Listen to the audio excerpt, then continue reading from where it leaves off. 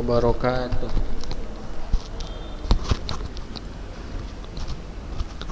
Assalamualaikum warahmatullahi wabarakatuh.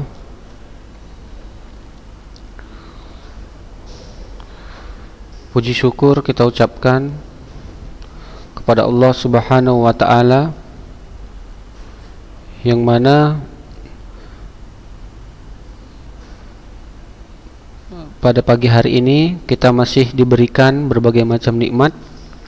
Di antaranya nikmat kesehatan, nikmat kesempatan, serta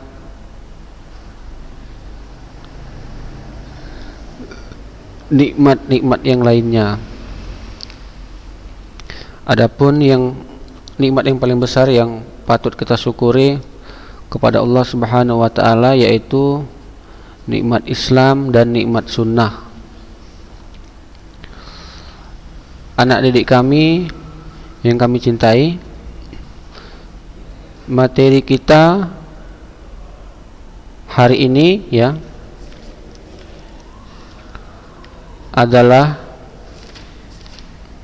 perkembangbiakan tumbuhan Nah, kalau di bab 2 di bab 2 di buku cetaknya itu dia judulnya Sistem Perkembangbiakan Tumbuhan dan Hewan.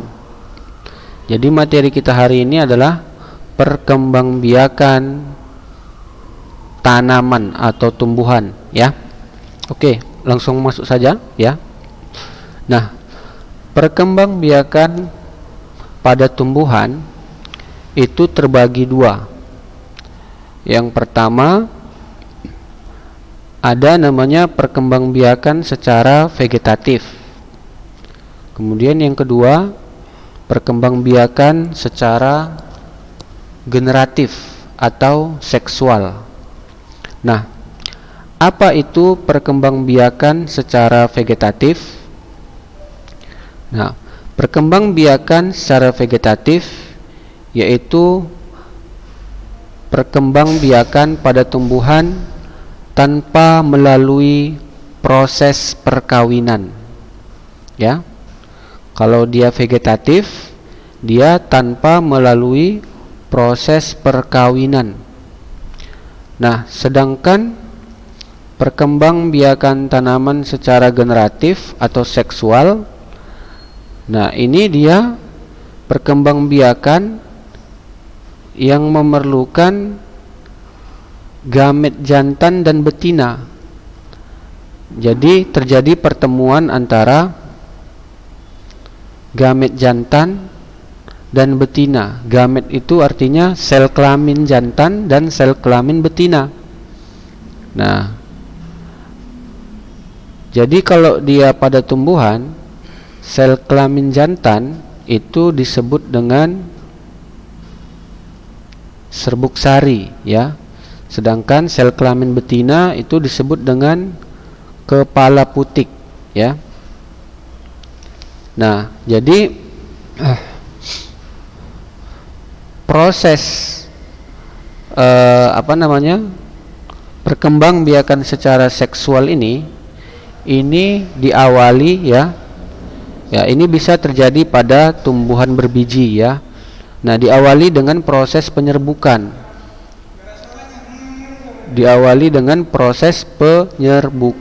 Artinya penyerbukan itu adalah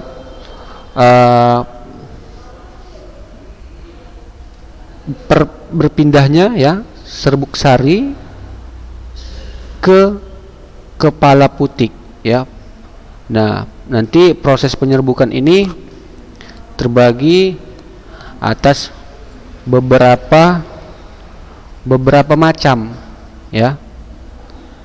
Nah, kemudian dilanjutkan dengan proses pembuahan proses pembuahan. Oke, sekarang kita masuk dulu ke perkembangbiakan secara seksual Nah, perkembangbiakan secara seksual perkembangbiakan secara aseksual itu dia alami. tanpa campur tangan manusia, ya, alami atau tanpa campur tangan manusia.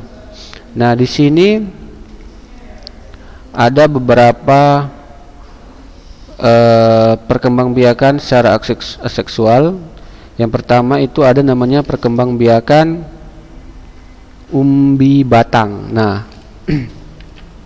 nah kalau dia umbi batang berarti di sini contohnya pada tanaman wortel, ya. Contohnya pada tanaman wortel, ya. Nah, jadi di sini untuk pertumbuhannya, ya, ini akan terbentuk tunas, ya, tunas. Nah, tunas ini pada batang, maka disebut dengan umbi batang. Kemudian ada namanya tunas adventif, ya. Nah, tunas adventif ini, ya, sama juga, ya. Nah, ini dia terbentuk tunas, ya, terbentuk tunas. Dan nah, sebenarnya ada lagi, ya, yang alami itu ada rizoma. Nah, rizoma ini dia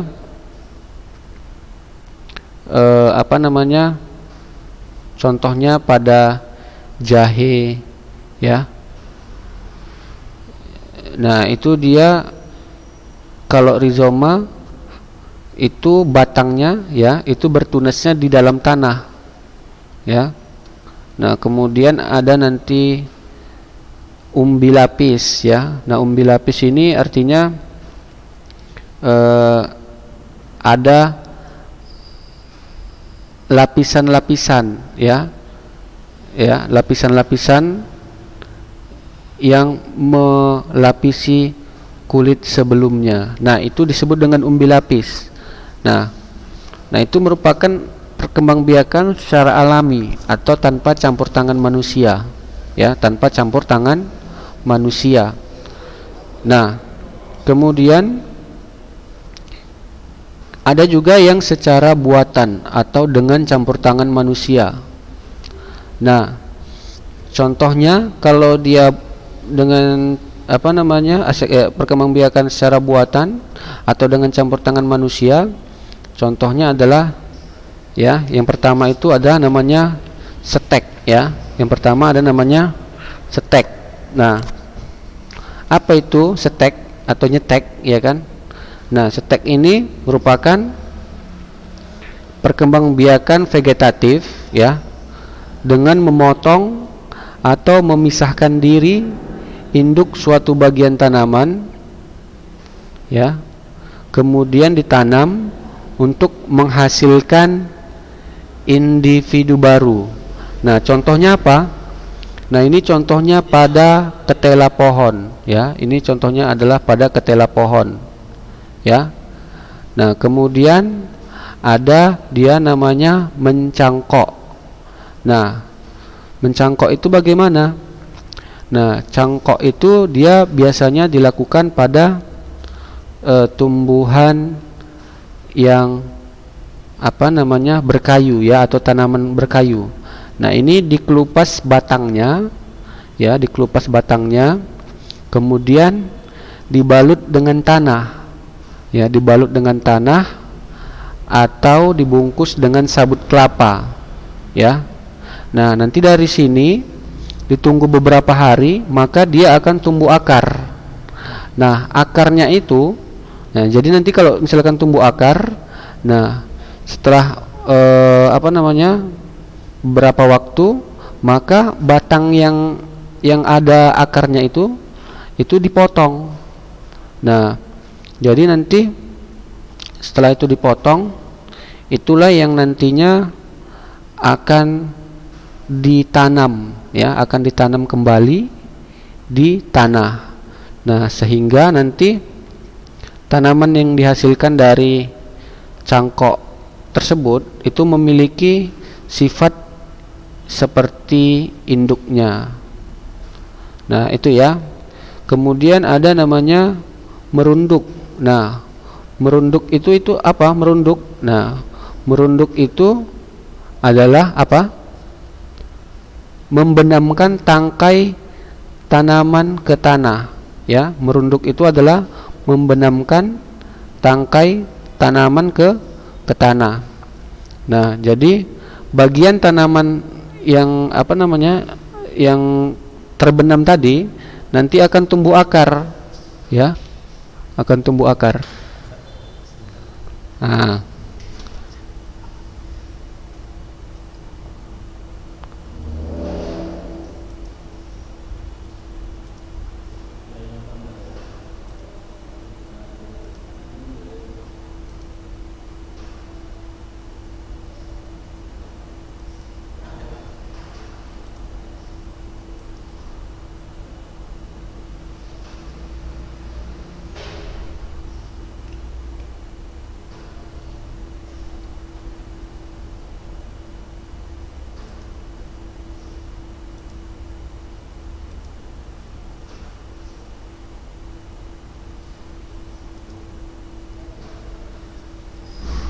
oke ya. Nah, kita lanjutkan. Sorry tadi, ya. Jadi, nah, kalau dia merunduk, apa tadi? Nah, merunduk tadi adalah membenamkan tangkai tanaman ke tanah, ya. Membenamkan tangkai tanaman ke tanah. Nah, nanti tangkai yang dibenamkan tersebut itu akan tumbuh akar, ya. Akan tumbuh akar. Nah, jadi akar yang apa namanya, yang telah tumbuh tadi, ya. Nah, itu nanti kita pisahkan daripada induknya, ya. Kita pisahkan daripada induknya, ya. Kita pisahkan daripada induknya, ya. Nah, kemudian itulah yang nanti akan ditanam, kan seperti itu. Nah, kemudian menempel, ya. Nah, ini dia disebut juga dengan okulasi, ya. Nah, ini dia dilakukan dengan menempelkan mata tunas yang ada pada kulit tanaman pada batang tanaman lain yang sejenis, ya. Nah, ini biasanya untuk mendapatkan bibit unggul, ya. Untuk mendapatkan bibit unggul. Oke, kemudian ada namanya menyambung, ya. Menyambung atau yang disebut dengan mengenten, ya, atau yang disebut dengan mengenten, ya. Nah, ini yaitu dengan memotong suatu batang tanaman lalu disambung dengan batang tanaman lain yang sejenis tetapi berbeda sifat, ya. Nah, ini, ya, pada satu pohon itu dapat menghasilkan 2 atau lebih bunga dengan sifat yang berbeda.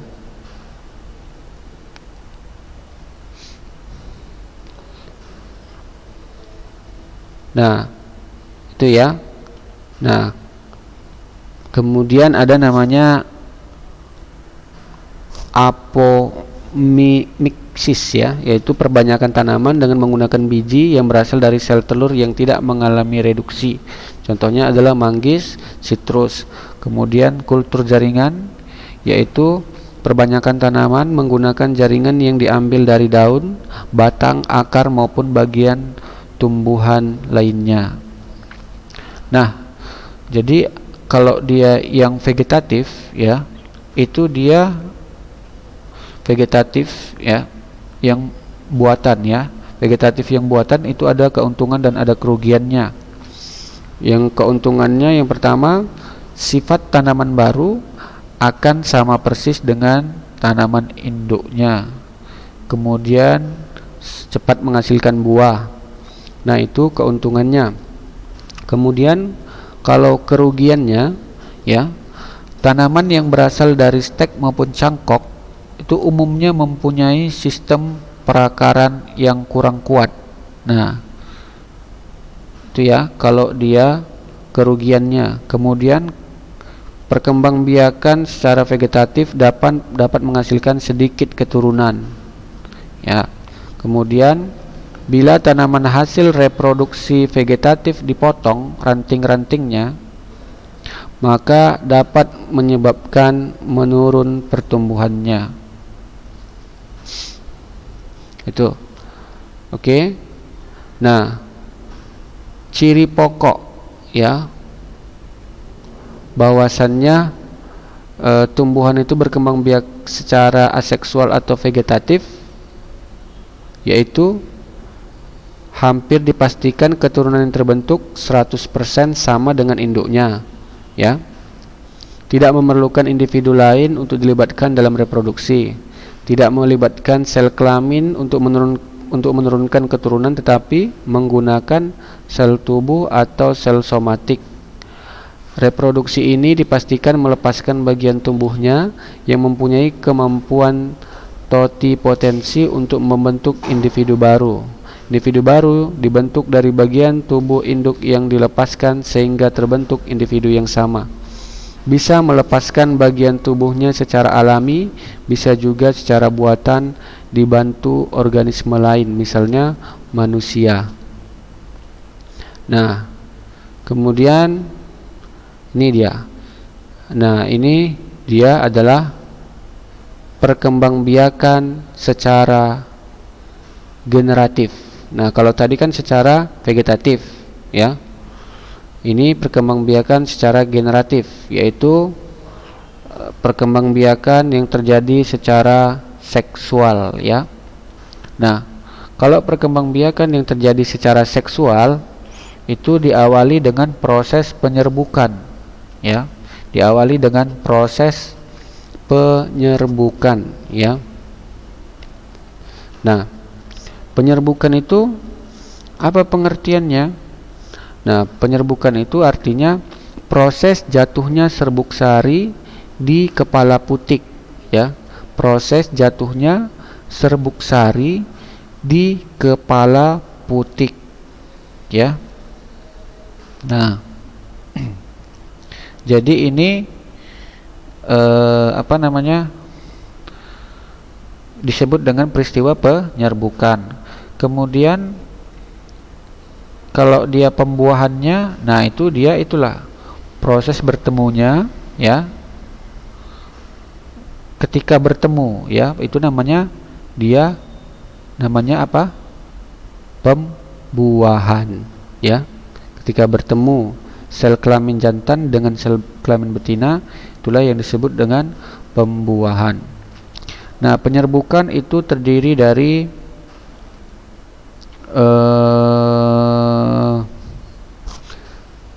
beberapa macam, ya, beberapa jenis.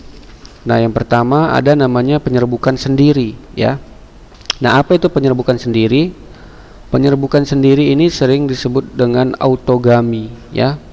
Yaitu jika serbuk sari yang menempel pada kepala putik berasal dari bunga itu sendiri.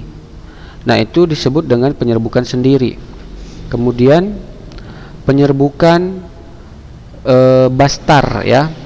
Nah, apa itu penyerbukan bastar? Nah, penyerbukan bastar yaitu jika serbuk sari yang menempel pada kepala putik, ya.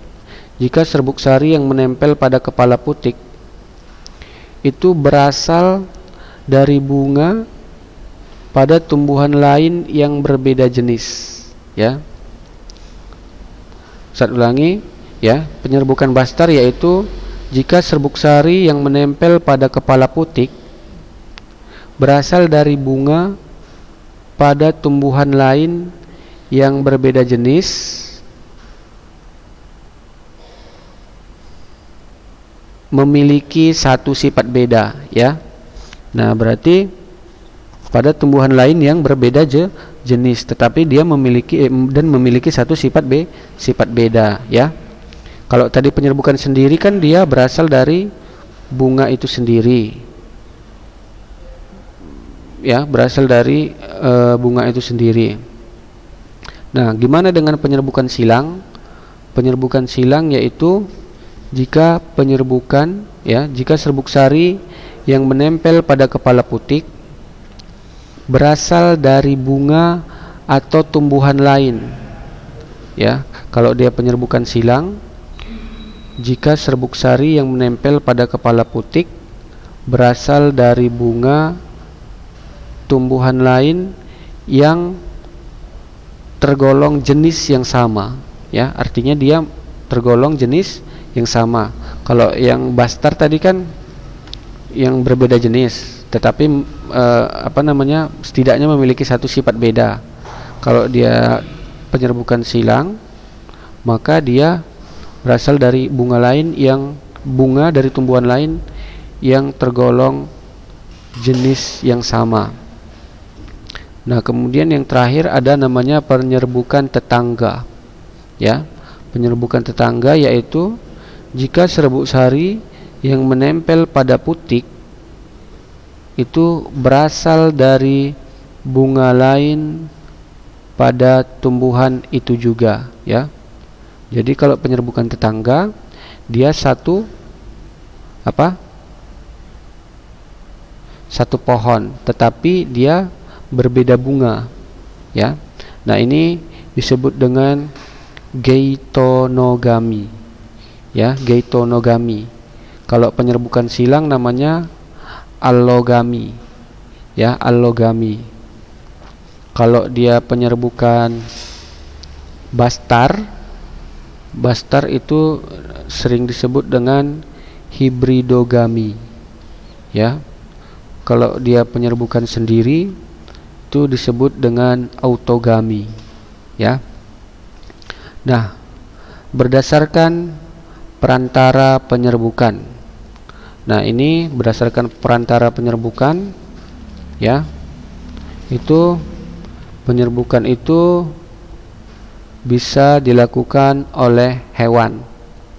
Nah, bagaimana caranya? Seperti itu, ya. Jadi kalau misalkan dilakukan oleh hewan, ya, maka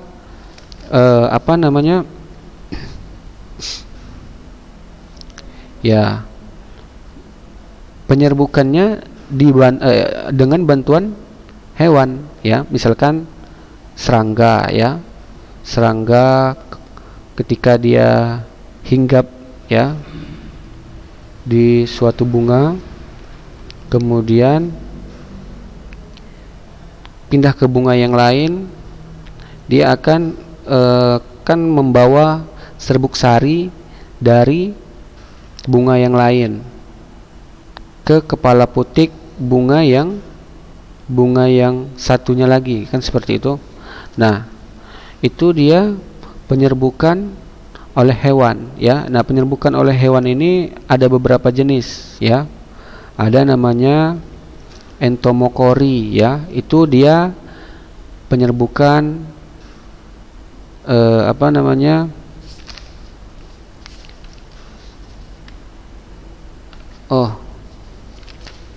sorry, ya.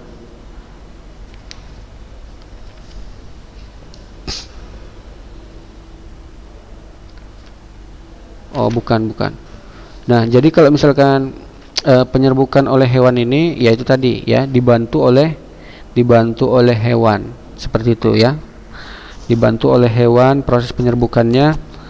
Nanti dia seperti yang Ustaz sebutkan tadi, hewan tersebut, ya, misalkan lebah kan menghisap madu di suatu bunga.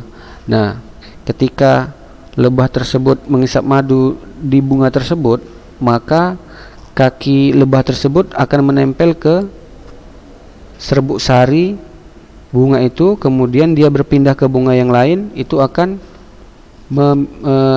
menjatuhkan serbuk sarinya ke kepala putik bunga yang lain, ya. Nah, seperti itu, ya. Kemudian penyerbukan oleh angin.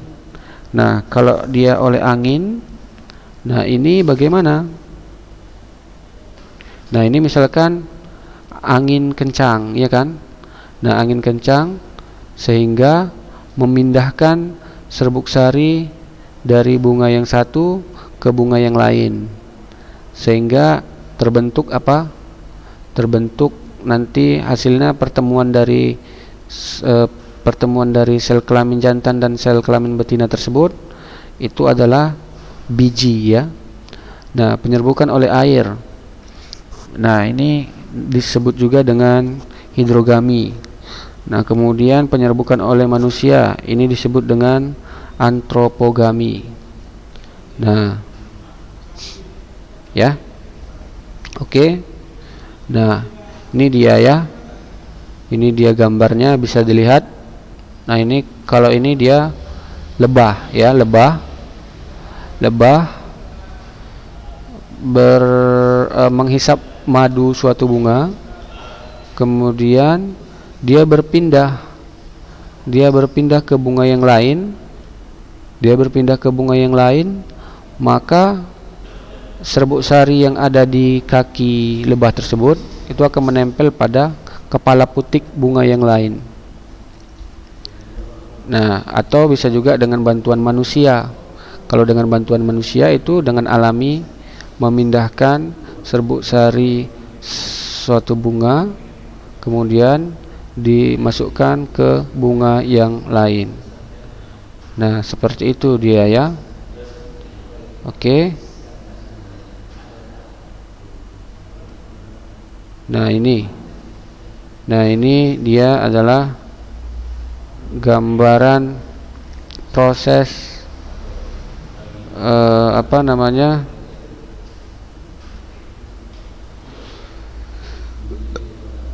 pembuahan yang terjadi pada tumbuhan biji tertutup ya.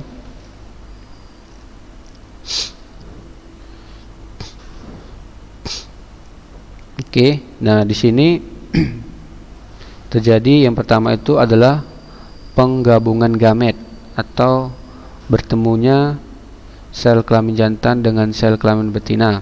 Maka setelah itu akan terbentuk zigot. Nah, zigot ini dia sifatnya diploid atau 2N ya. Nah, kemudian zigot yang bersifat diploid dia akan membelah kan seperti itu. Nah, kemudian dia akan membentuk yang namanya spora. Spora akan mengalami pembelahan secara mitosis, membentuk gamet, membentuk apa namanya?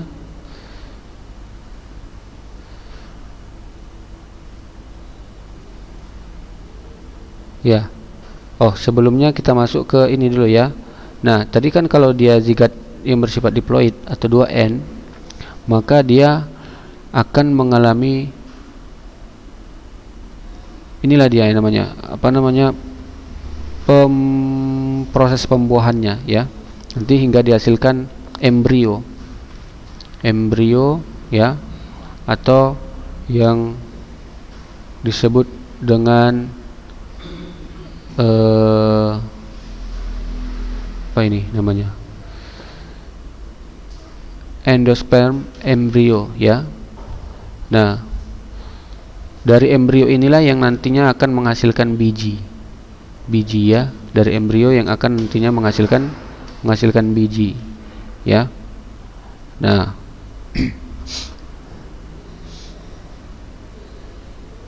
itu ya, akan menghasilkan biji ya. Nah, jadi kalau yang ini tadi, ini proses pembentukan gametnya, penggabungan gametnya ya. Ini proses penggabungan gametnya, gamet jantan, gamet betina, yaitu dia bergabung, itulah yang akan membentuk zigot ya. Oke. Nah, ini proses penyerbukan. Butir serbuk atau serbuk sari menempel pada kepala putik, kemudian membentuk inti ya, membentuk buluh serbuk atau dua inti vegetatif dan inti generatif. Kemudian inti generatif membelah ya, membentuk dua inti sperma ya. Satu inti sperma membuai sel telur, embrio, satu inti sperma lain membuahi inti kandung lembaga. Ya. Karena pembuahannya berlangsung 2 kali, maka pembuahan pada angiospermae disebut dengan pembuahan ganda. Oke. Hari ini tidak ada kuis, ya. Maka demikianlah materi kita, materi pelajaran IPA kita pada hari ini. Lebih dan kurang mohon maaf. Assalamualaikum warahmatullahi wabarakatuh.